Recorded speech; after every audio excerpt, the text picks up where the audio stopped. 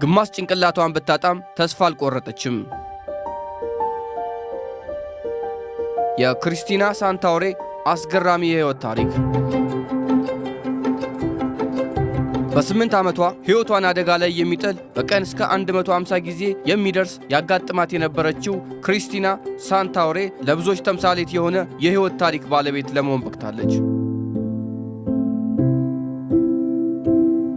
በወቅቱ የነበረው ብቸኛ አማራጭ ግማሽ የአንጎል ክፍሏን በቀዶ ጥገና ማስወገድ የነበረ ቢሆንም ውጤቱ ግን ከታሰበው በላይ ስኬታማ ሆኗል። ክሪስቲና ራስሙሰን ኤንሴፋላይተስ በሚባል የአንጎል በሽታ ተሰቃይ በነበረበት ወቅት መድኃኒቶች ሊፈውሷት ባለመቻላቸው ሐኪሞች ለ14 ሰዓታት የፈጀ አደገኛ ቀዶ ጥገና ለማድረግ ተገደዋል። ይህ ቀዶ ጥገና ግማሽ የአንጎል ክፍሏን ማስወገድ የሚጠይቅ በመሆኑ ብዙዎች ወደፊት መደበኛ ሕይወቷን መምራት እንደማትችል ገምተውም ነበር። ይሁን እንጂ የቀረው የአንጎል ክፍሏ ራሷን በራሷ ማደራጀት የተወገደውን የአንጎል ክፍሏን ይሰራቸው የነበሩ ተግባራትን ጭምር ማከናወን ጀምሯል።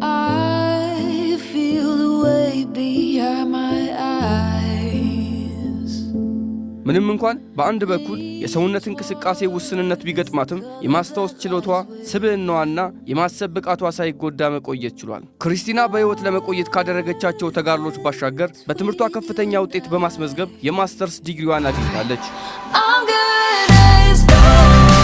በአሁኑ ወቅት የንግግር ቋንቋ ስፔሻሊስት በመሆን መሰል ችግር ላለባቸው ሰዎች በሙያዋ እያገለገለች ትገኛለች። ይህ የክሪስቲና የጥንካሬ ታሪክ የሰው ልጅ አእምሮ ያለውን አስገራሚ የመታደስ ብቃት የሚያስገኘውን ውጤት ለዓለም የሚያሳይ ሆኖ ተመስግኗል።